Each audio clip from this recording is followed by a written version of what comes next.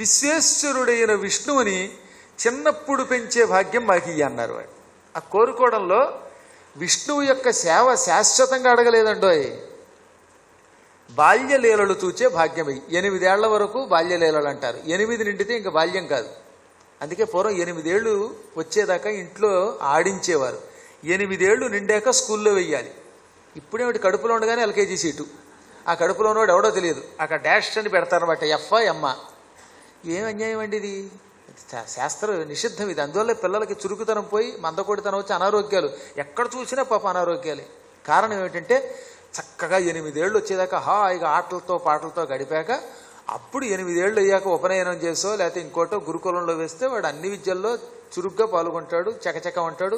స్కూల్కి వెళ్ళడానికి పేచీ పెట్టడం, నేను స్కూల్కి వెళ్ళను అని అమ్మా నాన్న కాళ్ళు పుచ్చుకుని ఎదుగడుస్తున్నారంటే ఇంత చిన్నప్పుడే పంపడం వల్ల. అందువల్ల శాస్త్ర నియమం కూడా అది ఉన్నది. బృహస్పతి లాంటి వాళ్ళు చెప్పారు. అది మళ్ళీ వచ్చే రోజులు వస్తాయి. అమెరికాలో అలాగే చేస్తారు తెలుసా. అమెరికాలో చిన్నపిల్లలకి పాఠశాల కదా, ఆటలశాల. అది కేవలం పిల్లలు 5 ఏళ్ళు వచ్చేదాకా మాత్రం మనలాగా పాఠాలు చెప్పడం, ఏడిపించడాలు ఉండవు. అలా స్వేచ్ఛగా వదిలేసి కాసేపు ఆడిస్తారు. ఎంత బాగుందో ఆ ఎడ్యుకేషన్ అనే వినిపిస్తుంది కొన్ని సందర్భాల్లో. అందుకనే వీళ్ళు తెలియక మాకు విశ్వేశ్వరుడైన విష్ణువుని బాల్యములో సేవించు భాగ్యమును ప్రసాదించు అనగానే వెంటనే బ్రహ్మ నవ్వుకున్నాడు. ఎందుకు నవ్వాడు? విష్ణువు కూడా ఏమన్నాడు? పెళ్లి చూసే యోగం ఉండదు, బాల్యలీలలు మాత్రమే చూసే యోగం మీకుంటుంది. మీ ఉపాసనలో అన్నదానం దగ్గర లోపం వచ్చింది గనక అన్నాడు. వీళ్ళు కూడా అదే కోరుకున్నారు. అనుకుని తథాస్తు అన్నాడు ఆయన. అట్ల కాకనియ వెల్పుల పెద్ద అలాగే అవుగాక అన్నాడు. ఆ ద్రోణుడి నందుడై జనించే. ఆ ద్రోణుడే నందుడై పుట్టాడు. ధర యశోదగా పుట్టింది. మళ్ళీ దంపతులయ్యారు ఇక్కడ. ఆనాడు బ్రహ్మదేవుడు ఈ ద్రోణుడనే పేరుతో ఉన్నటువంటి ఆ వసువుకి ఆయన భార్య ధరకి ఇచ్చిన వరాన్ని ఏమాత్రము వీటించక పాటించి టక్కన భూలోకంలోకి రాగానే దేవకీ వసుదేవులకి జన్మించిన వాడైనప్పటికీ మళ్ళీ వీళ్ల దగ్గరే చేరాడు. అందుకు చేరాడు అనమాట. లేకపోతే ఇంకా చాలామంది ఉన్నారు. వీళ్ళనే ఎందుకు ఎన్నుకున్నాడంటే వీళ్ళ పూర్వజన్మ సుకృతం ఒకటి ఉన్నది, వరం ఒకటి ఉన్నది. అందుకని వారి దగ్గరికి చేరాడు.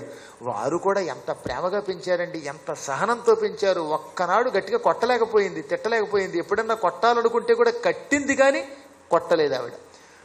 ప్రేమభక్తి అంటారు దానిని. అత్యంత ప్రేమభక్తితో నందుడు యశోద లాలించారు, పాలించారు.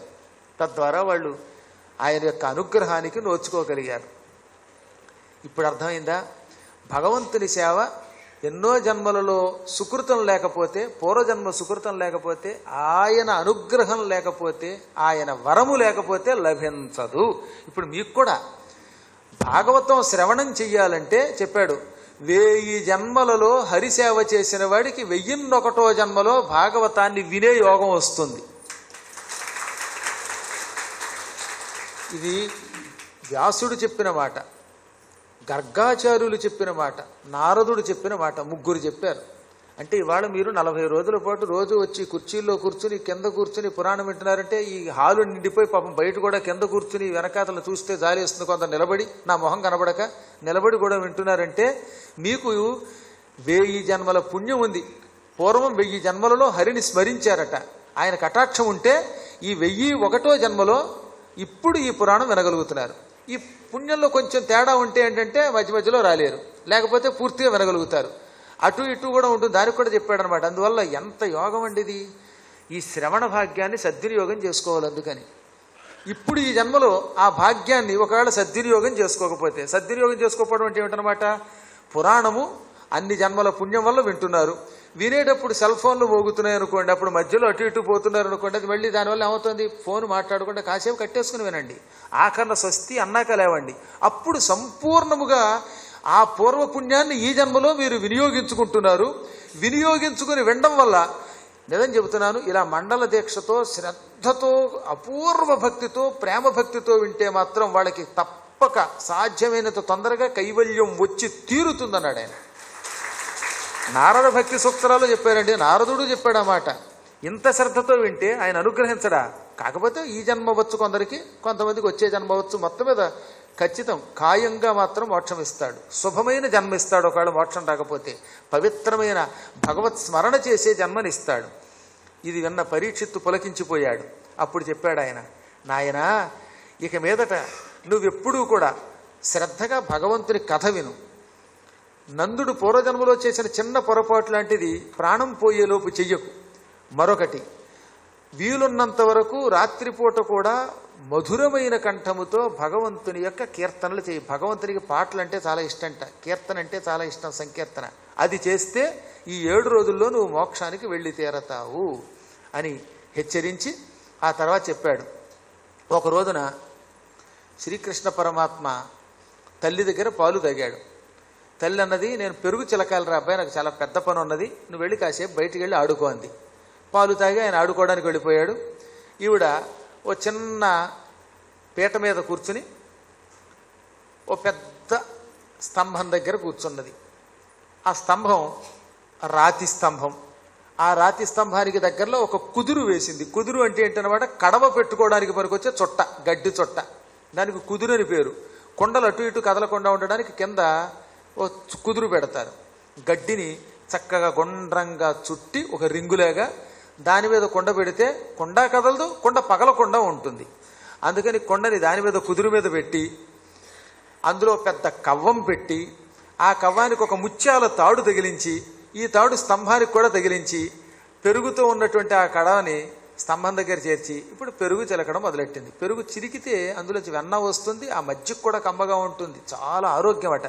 అప్పుడే చిలికినటువంటి మజ్జిగ ఇంద్రుడు కూడా ఇష్టపడతాడని, తక్రం శక్రేణ దుర్లభం అని. ఇంద్రుడికి కూడా అప్పుడే చిలికిన కమ్మని మజ్జిగ దుర్లభం, అంత గొప్పదనమాట, అంత ఇష్టపడతాడు ఆయన. అందుకని పెరుగు చిలకడం మొదలెట్టింది. వెన్న తీయాలి, పెరుగు చిలకాలి, ఆ పెరుగులో ఉన్నటువంటి సారం బయటికి తీశాక ఉన్న మజ్జిగ మా అబ్బాయికి పొయ్యాలనుకుంటూ చిలకడం మొదలుపెట్టింది. చిలికేటప్పుడు ఆవిడెప్పుడు వ్యర్థంగా కాలక్షేపం చేసేది కదట. స్తంభం దగ్గర కూర్చుని ఆ స్తంభానికి ముత్యాల తాడు చుట్టి అది కవ్వానికి చుట్టి అది పెరుగు కొండలో పెట్టి ఇప్పుడు 2 చేతులతోటి ఆ తాడు పుచ్చుకుని ఇలా గిర్ర గిర్రని ఆ కవ్వపు తాడు తిప్పుతూ చిలుకుతూ పాటలు పాడడం మొదలెట్టింది. ఏం పాటలు పాడుతోంది పోనీ ఆవిడ? ఏదో పనికిమాలిన పాటల, కూని రాగాల, పచ్చగడ్డి కోటి సేటి అనే పాటలు కాదు. ఆ పాడేదేదో పవిత్రంగా పాడాలి. శ్రీకృష్ణుడు అంటే ఆవిడకి ఇష్టం. ఆవిడ పూర్వజన్మ సుకృతం వల్ల కొడుకుని కూడా భగవంతుడిగా కొంచెం కొంచెం గుర్తించి ఆయన లీలలని పాటల కింద రాసిందిట ఆవిడ. ఆవిడ సొంతంగా పాటలు రాసిందండి, నేను చెప్పిన మాట కాదు, భాగవతంలో ఉంది. ఏల పాటల కింద రాసిందట. జానపదులు రాసుకునే పాటలు ఉంటాయి కదా, చాలా బాగుంటాయి జానపదుల యొక్క పాటలు. ఈ విధంగా జానపదులు, అడవుల్లో తిరిగేవాళ్ళు, పల్లెటూళ్లలో వాళ్ళు రాసుకునేటటువంటి పాటల కింద ఆవిడ కృష్ణుడి లీలలు రాసుకుని వాటిని తానే పాడుకునేది సొంతంగా. ఆవిడకి భగవంతుడు మంచి కంఠం ఇచ్చాడు. ఆ కంఠంతో పాడుకోవడం మొదలెట్టిందిట. అప్పుడు ఆ దృశ్యాన్ని వర్ణించారు భాగవతంలో. కర్రకమలారుణ కాంతి కవ్వపుత్రాడు పవడం పునునుదీవ పగిది మెరయ్య క్రమముతో రజ్జువాకర్షింప పాలిండ్లు వీడివడి యొండొంటి వేకనొత్త కుచకుంభముల మీది కొంగుజారగ చిక్కువడుతూ హారావళి బయలు వడగా పొడమిన చెమటతో పొల్పారు నెమ్మోము మంచుపై బడిన పద్మంబుదెగుడ కౌను కునియంగా కంకణ కొండన మెసగ తురుము బిగివీడ కర్ణికాద్యుతులు మెరయ్య బాలు నంకించి పాడెడు పాట వలన తరువులిగురొత్త పెరుగింతి తరువదొచ్చే తరువులు ఇగురొత్త పెరుగు ఇంతి తరువదొచ్చే. ఆవిడ చేతులు ఎర్రగా తామర పువ్వుల్లో ఉన్నాయి. ఎర్రని తామర పువ్వు లాంటి చేతులతోటి తెల్లని ముత్యాల తాడు పుచ్చుకుని ఆవిడ పెరుగు చిలుకుతోంది. ఇప్పుడు ఆ ఎర్రని తామర పువ్వుల వంటి చేతి కాంతి ఈ తెల్లని ముత్యాల తాడు మీద పడి ముత్యాల తాడు కూడా పగడాల తాడు అయిపోయిందిట. అంటే ఆవిడ చేతులు ఎంత ఎర్రగా ఉన్నాయో ఆలోచించండి. తెలుపు మీద ఎరుపు పడి ఈ తెలుపు కాస్త ఎర్రగా ప్రతిఫలించడం మొదలెట్టిందనమాట. అప్పుడు చూసేవాళ్ళకి ఎలా ఉంది, ఈవిడ ముత్యాల తాడు పట్టుకొచ్చి వేసింది అనుకున్నాం ఈ కవ్వానికి, కానీ అది ముత్యాల తాడు కాదు పగడాల తాడేమో అనుకున్నారట. పగడాల తాడు అయితే మొత్తం అంతా పగడాలు ఉండాలి కదా, వెనక వైపు మాత్రం తెల్లగా ఉందేం, కాబట్టి అది ముత్యాల తాడే. ఈవిడ చేతి ఎర్రని కాంతి దాని మీద పడి అది పగడం తాడు కింద కనబడుతోందని చూసేవాళ్ళు ఆశ్చర్యపోయారు. అంత అద్భుతంగా ఉన్నాయి ఆవిడ చేతులు. ఇక క్రమంగా ఇలా తాడు పుచ్చుకొని గిర్రు గిర్రని తిప్పుతూ ఆ కవ్వం జిర్రు జిర్రు అని శబ్దం చేస్తూ ఉండగా అందులోంచి పెరుగు పైకి తొణికిసలాడి ఆ తెల్లని పెరుగు ముద్ద ముఖం మీద పడి, కాళ్ల మీద పడి, ఒంటి మీద పడి వింత శోభతో ఉన్నది ఆవిడ. అసలే పాప ఆవిడికి సన్నగా ఉంది నడుము. ఆ సన్నని నడుము శ్రమపడి అలా అలా పెరుగు చిలుగుతూ ఉంటే ఈ పొట్ట మొత్తం కదిలిపోయి ఇంకా నడుము సన్నబడిపోవడం మొదలెట్టింది. కొంగేమో జారిపోతోంది. ఇంతలో ఏం జరిగింది, ఆవిడ ఈ పెరుగు చిలికే ముందు గట్టిగా జుట్టు ముడేసుకుని ఆ ముడిలో పువ్వులు పెట్టుకుంది. ఈ చిలకడంలో తలకాయ కూడా అటు ఇటు కదిలి ఈ జుట్టు ఊడిపోయింది, ముడి ఊడింది, అందులో ఉన్న పువ్వులన్నీ కిందకి రాలిపోయాయి. చేతులకి కంకణాలు ఉన్నాయి. ఈ కంకణములు తాడు గిర్రు గిర్రని తిప్పుతున్నప్పుడల్లా ఇలా వెనక్కి వస్తున్నాయి, ముందుకు వస్తున్నాయి, వెనక్కి వస్తున్నాయి, ముందుకు వస్తున్నాయి. అందుకని టింగ్ టింగ్ అని శబ్దం అవుతున్నాయి. అది ఎలా ఉందో తెలుసా, ఆవిడ పాడుతున్న పాటకి తాళం వేసినట్టుగా ఉందిట. చెవులకున్న కుండలముల కాంతి తళ్ళతళ్ళలాడుతూ బొగ్గల మీద పడి బొగ్గలు కూడా మెరిసిపోవడం మొదలెట్టే. చాలా అందగత్తి యశోద. వార్ధక్యంలో 60 ఏళ్ల వయసులో అలా ఉందంటే ఇంకా ఆవిడ ఎలా ఉండేదో ఆలోచించండి. ఆవిడ సౌందర్యం ద్విగుణీకృతం అయిపోయిందిట. అక్కడతో ఆక్కుండా ఆవిడ శ్రీకృష్ణుడి మీద ఎంతో ప్రేమతో శ్రీకృష్ణ నీ పేరెంతో మధురమురా అంటూ ఆయన లీలలన్నీ తానే పాటలుగా రాసుకుని పాడుతోంది. అలా చిన్నారి కృష్ణుని యొక్క లీలలు, బాల్యలీలలు పాటల కింద పాడుతూ ఉంటే ఆ పాట మాధుర్యానికి, గాన మాధుర్యానికి ఎండిపోయిన చెట్లకి చిగుళ్ళు పుట్టాయి. తరువులు అంటే చెట్లు, ఇగురత్త చిగుళ్ళు పుడుతూ ఉండగా పెరుగింతి తరువదొచ్చే పెరుగు చిలుగుతోంది ఆవిడ. ఎంత అద్భుతమైన భావన అది. ఇంతలో ఏమైంది, చెమట పట్టేసింది ఆవిడ ముఖం అంతా. పాట పాడుతోందో పక్కన కొంచెం ఆయాసం వస్తున్నా చిలుగుతోంది. ఆ చిలకడంలో శ్రమ వల్ల ఆవిడ ముఖం మీద చెమట బిందువులు వచ్చాయి. ఆ చెమట బిందువులు ఎలా ఉన్నాయట, ఆవిడ ముఖం తామర పువ్వులో ఉంది. తెల్లవారుజామున చలికాలంలో తామర పువ్వు మీద మంచు బొట్లు పడినట్టుందిట. ఇందులో ఎంత గొప్ప అంతరార్థం ఉందో తెలిసిన, మంచు పొరపాటునైనా తామర పువ్వు మీద పడితే తామర పువ్వు కమిలిపోతుంది, వాడిపోతుంది. అస్సలు మంచు పడదు. అందుకే చలికాలంలో తామర పువ్వులు సరిగ్గా వికసించవు. అందుకే పద్మాకరానికి మంచుకి డెడ్ అగనిస్ట్. మంచు పడిందా పద్మాకరం గారు అయిపోయినట్టే. ఇప్పుడు ఈ తామర పువ్వు మీద మంచు పడినట్టుగా ఉంది అంటే అర్థం ఏంటనమాట, చెమట వల్ల, అలసట వల్ల ఆవిడ ముఖం కొంచెం వాడిపోయింది, ఆవిడ ముఖం కమిలిపోయినట్టుందనమాట. అయినా ఉత్సాహంగా పాడుతోంది. ఏమి మాధుర్యం. నారదుడు వచ్చాడు. ఇంక నేను పాటలు పాడనన్నట్టు పక్కన కూర్చొని రహస్యంగా, ఆవిడ కనబడకుండా. ఎందుకో తెలిసినా, అమ్మా సంగీతము నేర్చుకున్న మాలాంటి వాళ్ళని నారాయణ అని ఆయన మీద పాటలు పాడుతూ ఉంటే ఆ పాటలు కూడా నీ పాటంత మధురంగా లేవు అన్నాడు నారదుడు. తుంబురుడు తెల్లబోయి కూర్చున్నాడు. శారద కూడా హాయిగా వీణ మీటుతూ వాళ్ళ మామగారి మీద పాటలు పాడే ఆవిడ పాడడం మానేసింది. అంటే నాకు ఎంత ఆశ్చర్యం అంటేనండి, నిజంగా వ్రజభాషలో తులసీదాస్ ఈ సూరదాసు గారు రాస్తారు, శారదని, నారదుణ్ణి, తుంబురుణ్ణి చకితుల్ని చేసేంత మధురంగా పాడింది ఆవిడ. ఆవిడకి కంఠం ఏమైనా మాధుర్యం అయిపోయి, ఆవిడ ఏమన్నా సంగీత విద్వాంసురాలా కాదు. కేవలం కృష్ణుడి మీద ఉన్న భక్తి వల్ల, కృష్ణుడు ఆవిడికి కొడుకు అవ్వడం వల్ల, ఆయన మీద ఉన్న ప్రేమతో ఆవిడ పాడుతూ ఉండడం వల్ల ఇంతమంది కంటే ఆవిడ కంఠం మధురంగా అనిపిస్తున్నది. అంటే భక్తి అంత గొప్పది. భక్తి వల్ల ఎవడి కంఠమైనా అంత మధురం అయిపోతుంది. 1959లో శ్రీ వెంకటేశ్వర మహాత్మ్యం ఒక సినిమా తీశారు.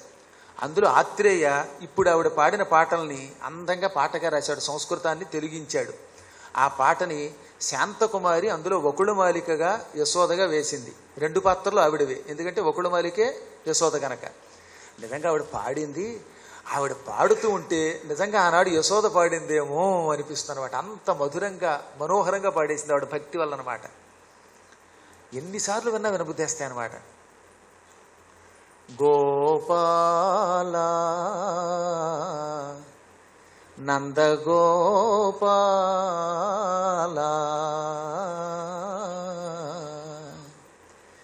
ఎన్నాళ్ళని నా కన్నులు కాయగా ఎదురు చూతురా గోపాల వెన్నమీ గడ్డలు జున్ను పాలకు ఏమి కొరతరా మన ఇంట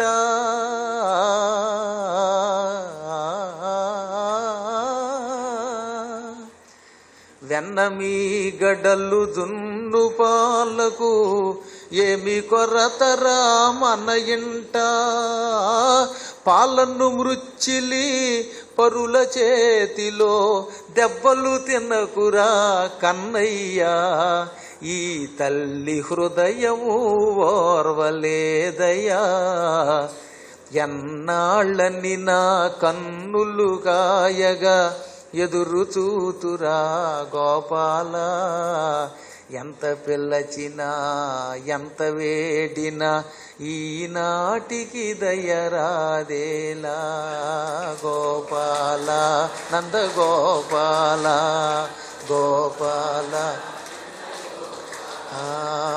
గోపాల నంద గోపాల గోపాల నంద గోపాల.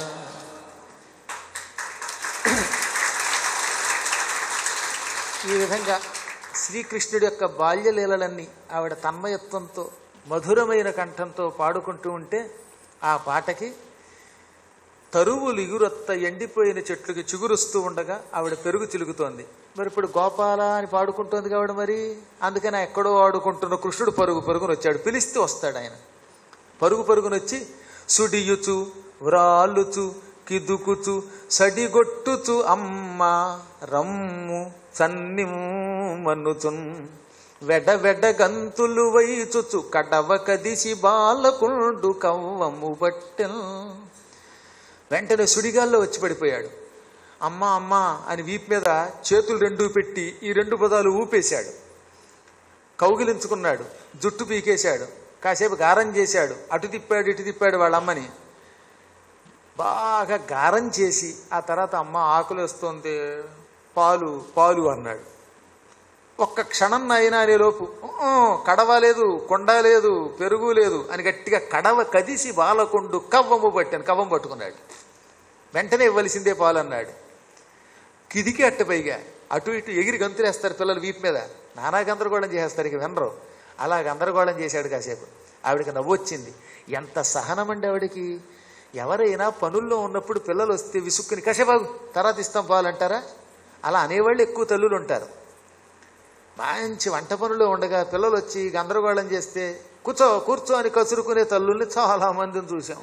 కానీ ఆ తల్లి ప్రేమభక్తికి పరాకాష్ఠ కనుక కవ్వము పట్టిన ప్రియసుతు అవ్వనరుహనేత్ర తిగిచి అంకతలమున నవ్వుచు నిడుకొని కోకటి దువ్వుచు చన్నిచ్చెనతడు తూటుచు కుడిచెన్. కవ్వం పట్టుకున్న కొడుకుని ఎంతో ప్రేమతో నా బాబు నా బాబు పెరుగు తర్వాత చిలుక్కుంటానులే, వంటింట్లో పనులు ఎక్కడికెడతాయి, ఇంకో పావు గంట అయినా అరగంట అయినా అవి ఆలస్యం అవడం వల్ల నష్టం లేదు, నీకు ఆకలేసిందా అలిసిపోయావా రా బాబు అని వెంటనే వాడిని తొడ మీద కూర్చోబెట్టుకుని నవ్వుతూ కూర్చోబెట్టుకుని ప్రేమతో జుట్టు దువ్వి పాలిచ్చింది. ఆయన కూడా తూటుచు కుడిచెన్నట్టాడు. ఇది భలే పదం, తెగవాడతారు పోతన గారు. తూటుట అంటే అనమాట దూడలు చూశారు కదా తల్లి దగ్గర అని తలకే ఆడించి తాగుతాయి, అలా తలకే ఊపుతూ తాగడం మొదలుపెట్టాడు ఆయన. ఈ విధంగా పాలు తాగుతున్నాడు. ఒక్క కుక్కే రెండో కుక్క తాగేలోపు మళ్ళీ ఎంతో ఇబ్బంది వచ్చింది. ఈవిడిక్కడ ఈ పెరుగు చిలికే ముందు పొయ్యి మీద పాలు పెట్టొచ్చింది. అది మామూలు పొయ్యి కాదు, దాలిగొంట. దాలిగొంట అంటే పిడకలతో తయారు చేసిన పొయ్యి. ఓ పొయ్యి ఉంది, ఆ పొయ్యి నిండా పిడకలేస్తారు, ఆవు పేడతో తయారు చేసిన పిడకలు. ఆ పిడకలు నిప్పెడితే కొంచెం కొంచెం రాజుకుంటాయి, దాని మీద కుండ పెట్టేవారు. ఈ పిడకల మీద కాగితే ఏమిటనమాట, ఒకేసారి పొంగిపోవు పాలు. కొంచెం కొంచెం కొంచెం కొంచెం రాత్రి మొత్తం అంతా లేదా పగలంతా కాగుతూ ఉండేవి. అలా ఆరకాగిన పాలు చాలా రుచిగా ఉంటాయి. ఇప్పుడే దిక్మాల గ్యాస్ స్టవ్లు వచ్చాక అలా పెట్టేయడం, పొంగు రావడం, దింపేయడం, అందులో అన్ని నీళ్లే, తోడెడితే నీళ్లు తప్ప పైన నీళ్లు పైనే కిందంతా కిందే. పాలు తాగితే ఏమి రుతుంటాడు. అలా ఒక పూటంతా పాలు కమ్మగా అలా సన్నని సెగ మీద కాగుతుంటే, సన్న సెగ మీద కాలాలి. దెబ్బ రొట్టోటి ఆవు పాలోటి సన్న సెగ మీద బాగా కాలాలి. దెబ్బ రొట్టి కాల్చేది మా అమ్మ. అసలు ఆ దెబ్బ రొట్టె తింటేనా ఇక మళ్ళీ జీవితంలో ఆ దెబ్బ మీదకు పోమను, అంత బాగుండేది. ఆ తల్లి వెళ్ళిపోయింది, నాకు ఒకటే బెంగగా ఉంటుంది నిజంగా. మళ్ళీ మా అమ్మగారు తలుచుకుంటే ఏదో తెలియని బెంగ. ఈ భాగవతం అంతా ఆవిడ కంఠస్థం అండి. ఇవాళ నేను కంఠస్థం చేశానంటే అమ్మ యొక్క సుకృతం అది. ఆవిడ మొత్తం ప్రతి వచనం ప్రతి పద్యం అన్నీ కంఠస్థమే. అందుకని మడిగట్టుకుని వంట చేసినప్పుడల్లా పద్యాలు చదువుకుంటూ పెడితే అమ్మ బాబాయ్ మా అమ్మకి ఇన్ని వేల పద్యాలు వచ్చు, అవి మనం కంఠస్థం చేయాలని ఓహొచ్చింది మా అందరికీ. అమరకోశం, ఆంధ్రనామ సంగ్రహం అన్నీ వచ్చు ఆవిడికి. ఆవిడ వంట చేస్తూ ఉంటే, ఆవిడ వ్యాకరణం చదువుతూ ఉంటే, అమరేశ్వర ప్రసాద్ గారని అంటే కోటేశ్వరరావు గారు గురువు గారు ఉన్నారే, ఆయన మా అమ్మ దగ్గర అన్నం తిని 3 ఏళ్ళు చదువుకున్నవాడు ఆయన. ఆ 3 ఏళ్ళు అమరేశ్వర ప్రసాద్ గారికి మడి కట్టుకుని ఆవిడ భోజనం పెట్టింది. ఇవాళ అమరేశ్వర ప్రసాద్ గారు ఆయన ఆవిడ దగ్గర మా నాన్నగారి దగ్గర చదువుకోబట్టి ఇప్పుడు మనకు కోటేశ్వరరావు గారిని అందించగలిగాడు ఆయన. అటువంటి తల్లి ఏమి పాండిత్యం, సన్నని కంఠం, పైగా ఆవిడదా ఎక్కువ అరిచేది కాదు. కోపం వస్తే ఆవిడకు మొహంలో కోపం వచ్చిందో లేదో కూడా తెలియదు. ఇప్పుడు ఆ గయ్యేలు ఆడిపోవటంలో మనం మహాత్ములు తల్లిదండ్రులు గొప్పవాళ్ళు అయితే పిల్లలు కూడా ఆనందం పొందగలుగుతారు. మీ అందరికీ ఎందుకు చెబుతున్నానంటే ఈ భాగవత పద్యాలు కంఠస్థం చెయ్యండి, పాటలు పాడండి పిల్లలకి. మీరు సీరియల్స్ చూస్తూ వంట చేస్తే వాళ్ళు సీరియల్స్లోకి వెళ్ళిపోతున్నారు. తిండి కూడా సీరియల్స్ అని ఒకటి ఉన్నాయి, అవి తింటున్నారు. ఇంక చివరికి ఏమీ లేకుండా అయిపోతుంది, సరుకు లేకుండా అయిపోతుంది పిల్లలకి. అసలు పోతనకి పూతనకి తేడా తెలియటం లేదు. పోతన గారు అంటారు పూతన చచ్చిపోయింది కదండి అని అడిగారు ఒకళ్ళన్న. అంటే ఆ చచ్చిపోయిన పూతన ఈ పోతన ఓడనుకుంటారు అనమాట. ఆయన కవి గారు ఈవిడ రాక్షసి అనే విషయం తెలియటంలా, ఏది గేదో ఏదో కుక్కో తెలియటంలా. ఎందుకనంటే తల్లిదండ్రుల దగ్గర మార్పు రావాలి. సాధ్యమైనంత వరకు మీరు పుణ్యాత్ములు. నాకు నమ్మకం ఏంటంటే ఈ గుంటూరు మళ్ళీ ఒక ఆధ్యాత్మిక విప్లవం ఇస్తుంది లోకానికి. లేకపోతే ఇన్ని కార్యక్రమాలు ఇన్నేసి రోజులు జరగవు. సంపూర్ణ హనుమద్వైభవం జరిగింది, సంపూర్ణ రామాయణం జరిగింది, ఇట్లా లలితా సహస్రనామాలు 40 రోజులు జరిగాయి. ఇప్పుడు మళ్ళీ సంపూర్ణ భాగవతం జరుగుతుంది, మళ్ళీ సంపూర్ణ భారతం జరుగుతుంది, అలాగే పురాణాలన్నీ జరుగుతాయి. ఇన్ని ఒకే చోట ఎలా జరుగుతాయి? ఒక వేదిక. ఈ వేదికకి జగద్గురువుల యొక్క కటాక్షం, ఇలాంటి పుణ్యాత్ములైన శిష్యుల యొక్క అనుగ్రహం ఉంది. సరైన గురుడు సరైన శిష్యుడు ఒక చోట చేరితే ఇలాంటి కార్యక్రమాలు జరుగుతాయి. నేను మళ్ళీ మీకు అందుకని విజ్ఞప్తి చేస్తున్నాను. మనం ఇక్కడ నుంచి గో సంరక్షణ, అన్నదానం, సరైన అర్చనలు, శంకరాచార్యుల యొక్క పరంపరలో ఆయన స్తోత్రాలు చేయడాలు, పురాణాలు వినడము, పిల్లలకి వీటినివ్వడం. మీరు పద్యాలు చదవండి, ఇలాంటి పాటలు పాడండి, పిల్లలకి నేర్పండి. పురాణముల మీద పట్టొచ్చిన పిల్లలు మహాయోగ జాతకులు అవుతారు, పండితులు అవుతారన్నమాట. కాబట్టి మీరందరూ మాట ఇచ్చేపడం అయితే మళ్ళీ గట్టిగా తప్పట్లు కొట్టండి. మొహమాట పడుతూ కొడతారే, కొట్టేది కొంచెం గట్టి కొట్టండి. అందువల్ల ఎందుకు చెప్తానంటే అంత హాయిగా ప్రేమగా అలా దువ్వుతూ పాలిచ్చింది. ఆ పాలిచ్చిన తర్వాత ఆవిడికి లోపల ఇందాక చెప్పినటువంటి దాలిగుంట కనపడింది. దాలిగుంట పిడకల గుంట మీద పాలు అలా కాగబెట్టింది. ఆ పాలు అలా కాగుతున్నాయి. ఆ కాగుతున్న పాలు పొంగాయి. ఎప్పుడో పొద్దున పెట్టింది, ఇప్పటికి పొంగాయి. ఆ పొంగడం కూడా కృష్ణుడి సంకల్పం. అందుకని ఒకే కుక్క తాగి పాలు ఇంకా తాగడానికి సిద్ధపడుతున్న కొడుకుని, ఒరే ఒక్క క్షణం నాయనా, ఆ దాదిగుంట మీద ఉన్న పాలకొండలో ఉన్న పాలు పైకి పొంగుతున్నాయి, అవి పొయ్యిలో పడిపోతాయి, పాలు దెబ్బతింటాయి, ఆ పాలకొండను దింపొస్తాను, నువ్వు కూర్చో అని కుర్రాన్ని అమాంతంగా 2 చేతులతో ఎత్తి తాను కూర్చున్న పీట మీద కూర్చోబెట్టి, తన పీట మీద కూర్చోబెట్టి పరుగుని ఈవిడేమో పొయ్యి దగ్గరికి పరిగెత్తింది. ఈవిడ అలా పరిగెత్తగానే కృష్ణుడి కోపం వచ్చింది. సత్యనారాయణ వ్రతం చేస్తున్నప్పుడు వ్రతం మధ్యలో లేచి వెళ్ళిపోతావా అమ్మా అన్నట్టుగా చూశాట. ఆయనకి పాలు ఇవ్వడం వ్రతభంగం అయ్యింది కదా. అందుకని ఏం చేశాడు? కడుపారం చనుబాలు ద్రావణి సుతున్ కంజాక్షిపీఠంబుపై నిడి పొంగారెడి పాలు డించుటకు నయ్యేగంగ తద్బాలుడెక్కుడు కోపంబున వాడిరాత దధిమత్ కుంభంబు ఓగొట్టి తెంపడరన్ కుంభములోని వెన్నదిన మిథ్యాసంకులద్బాష్పుడై. కొండలు పగలగొట్టడం ఆయన లక్షణం. ఈ కొండలు పోవాలి, శాశ్వతంగా ఆయన దగ్గర ఉండాలి. అందుకని ఏం చేశాడు? కడుపు నిండా పాలు ఇవ్వకుండా మధ్యలో నన్ను పీట మీద కూర్చోబెడతావా, నాకంటే పాలు ఎక్కువ, పాపాయి కంటే బాలుడి కంటే పాలు ఎక్కువ అన్నట్టు తల్లికేసి చూసి ఆవిడ అలా వెళ్ళగానే కన్నీళ్లు తెచ్చుకున్నాడు. ఆకలితో బేరం అన్నాడు. ఆ పక్కనే మంచి సూటి అయిన కుంకుడుకాయలు కొట్టుకునే రాయి ఒకటి ఉందిట. పూర్వం కుంకుడుకాయలను ఉండేవిలండి, అవి కొట్టుకునేవారు రాయి ఎట్టి. ఆ రాయి పట్టుకొచ్చి టంగను కొట్టేట కొండని. కొండ భళ్ళున పగిలిపోయింది, పెరుగంతా నేలపాలైపోయింది. ఎంత వెన్నలా తట్టుగా తెలియంది. ఆ జ్ఞానం ఉందిగా నవనీత సారం. ఆవిడ సంసారంలోంచి నవనీతం తీసిందిలేండి. ఆ సారం మొత్తం తిని, నవనీతం మాత్రం తిని, పెరుగు కొండ పెంకులు అక్కడ వదిలేసి మళ్ళీ ఇక్కడుంటే వాళ్ళ అమ్మ కొడుతుందేమోనని పారిపోయాడు అక్కడి నుంచి. దొంగ కన్నీళ్ళుట, మిథ్యాసంకులద్బాష్పుడై కన్నీళ్లు కూడా తెచ్చుకున్నట్ట. అసలు ఆయన కన్నీళ్లలోనే ఒక మధురం ఉందన్నారండి. ఆయన ముఖం ఎలా ఉన్న అందమే, ఆ కన్నీళ్లతో ఉన్న ముఖం మరింత అందంగా తామర పువ్వులోంచి నీటి చుక్కలు రాలినట్టుగా ఉన్నాయట. అలాగా నీళ్లు తెచ్చుకుని పారిపోయాడు. పాపం ఆవిడ లోపలికి వెళ్ళింది. అంత నా లోలలో వచ్చిన పాలుడించి వచ్చి వికలంబులైన దదిభాండ శకలంబులు పొడగని తొంటరి కొడుకు వెన్నదింట ఎరింగి అని పోతన గారు వచనం రాశారు. ఆవిడ లోపలికి వెళ్ళి పాలు పొయ్యి మెంచి దించి పక్కన పెట్టి అందుమీద నీళ్లు తల్లి మళ్ళీ ఆ పొంగు దిగడానికి పైన మూత పెట్టి మళ్ళీ పిల్లవాడికి పాలు ఇద్దామని ఇక్కడికి వస్తే అక్కడ పీట లేదు, పీట తన్నేశాడు. కూర్చోవలసిన బాలుడు లేడు. పెరుగు కొండ భళ్ళున పగిలిపోయింది, పెరుగు నేలపాలైంది, ఎక్కడా వెన్న లేదు. హమ్మత్తుంటరి కుమార, వెన్నంతా తినేసి కొండ పగలగొట్టావా? వెన్న తింటే తిన్నావు, కొండెందుకు పగలగొట్టావురా అని పక్కకి చూసింది. ఎక్కడా కృష్ణుడు కనబడలేదు. కృష్ణుడిని ఆవిడ వెతకాలిగా, మరి వెతకడానికి ఈ నైట్ అంతా తీసుకుందాం. రేపు ఆయన్ని మళ్ళీ ఆవిడ ఎలా పట్టుకుందో యమళార్జున భంజనం అంటారు. ఆ ఘట్టంలోకి రేపు అడుగు పెడదాం.